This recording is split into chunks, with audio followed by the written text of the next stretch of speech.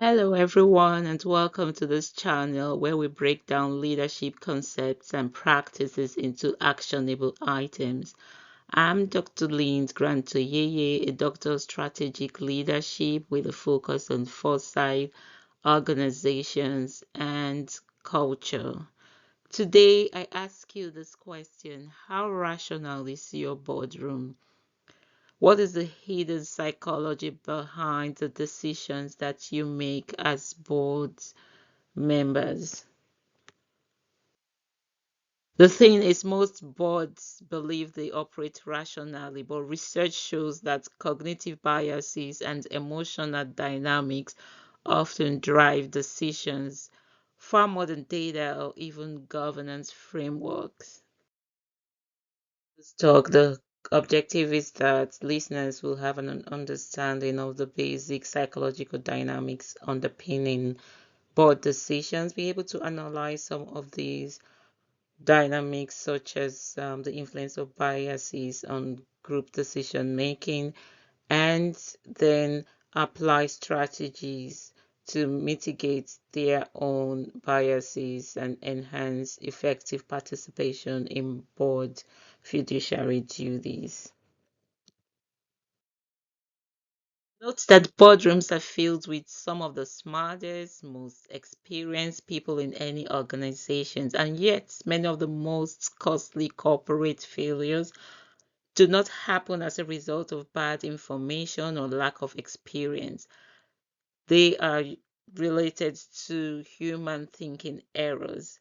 And the uncomfortable truth is this: intelligence, experience, and good intentions do not protect boards from bad decisions. In fact, they can make board members more vulnerable. For example, being overconfident due to having a lot of experience. So the real question remains: it's not whether your board is qualified, because most boards are.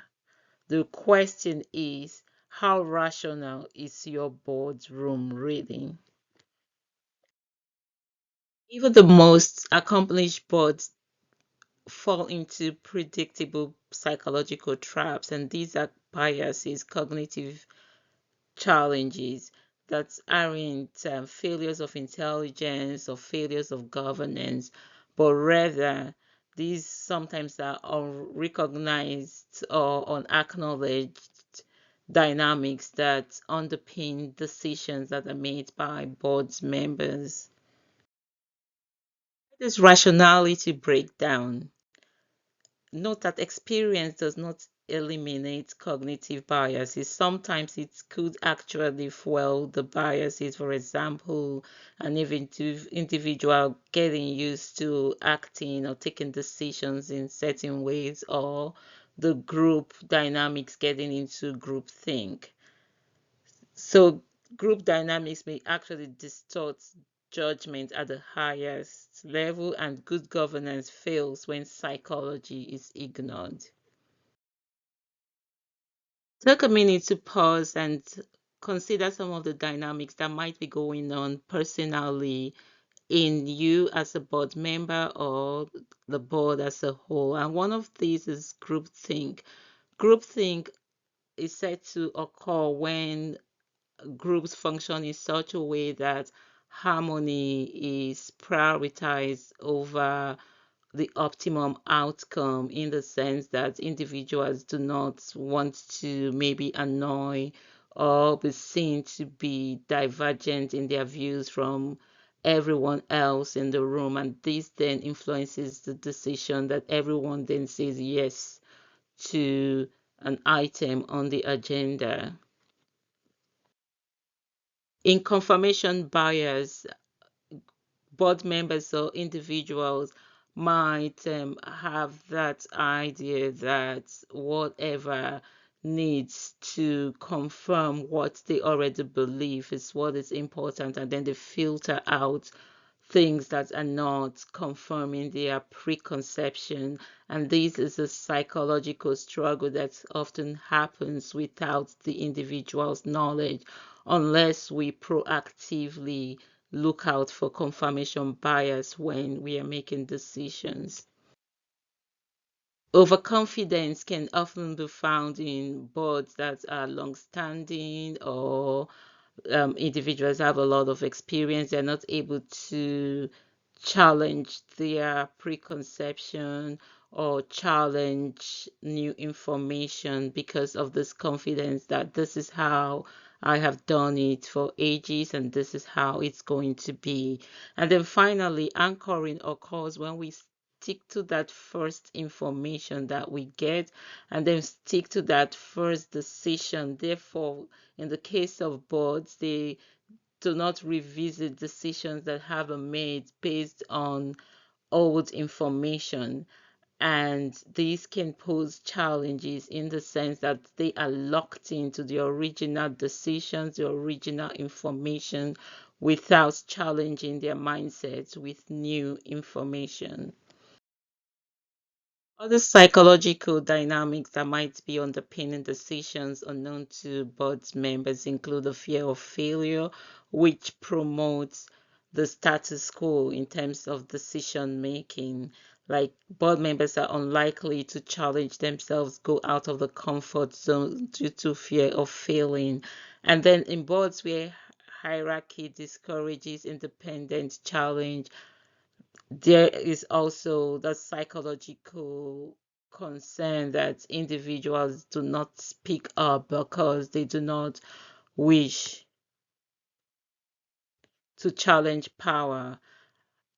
Then to imposter syndrome. Imposter syndrome affects some board members from the point of view that individuals, no matter how qualified they are, feel that they do not deserve to be there, and this can weaken the oversight function of boards, which is to ensure that things are going according to the law, going according to the strategic mission and vision of the organization. Also, there is the question of moral hazard, which sometimes could also come with experience where individuals feel insulated from their risk taking behaviors, which sometimes occur in boards where they do not bear the consequences of their decisions. Therefore, there is the aspect of the moral hazard of taking decisions in an insular manner. Important to understand or pay attention to the culture of your board. For example, is there toxic leadership which silences the ability or the interest of board members to challenge opinions and decisions? Is there a low psychological safety feeling that might limit debates in the sense that individuals are more likely to speak up in situations where they feel psychologically safe and that their opinions matter?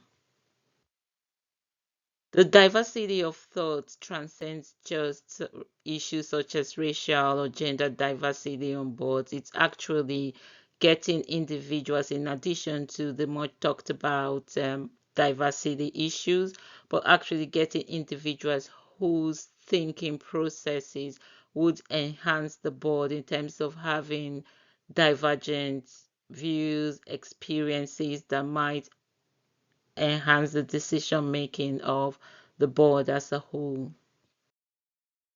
Real life case of where boards decisions and management went southwards or had challenges is the case of Enron, a US energy based company. You could read that up later in your own time. Now that we have come this far in this presentation, I invite you to take a minute, pause, and reflect on your board at the moment and see how it functions. So we're going to do a quick diagnostic of boards in generally. One, are there dissenting views that are welcome in your particular board, or individuals discouraged from speaking up?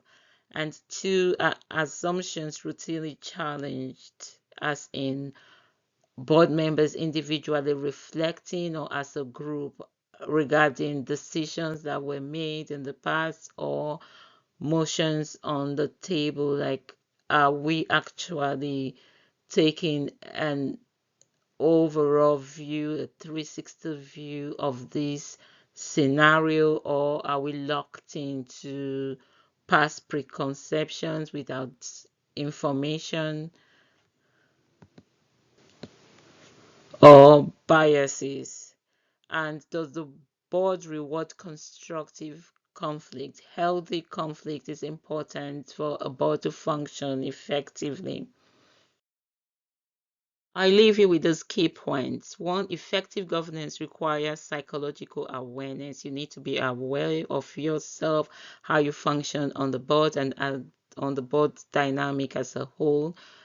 You need to address biases through self-reflection, joint reflection, and manage those biases, because the reality is we have biases as humans, and acknowledging this is part of the process in being able to manage them effectively, and understand that rational boards design their processes for challenge, not for comfort.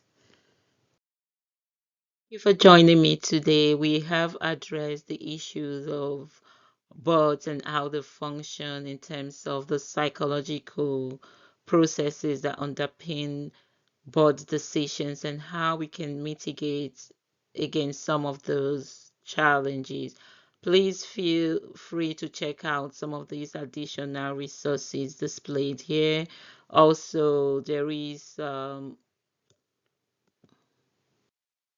link to an article on Medium that also addresses the issue of board dynamics. Until next time, thanks for joining.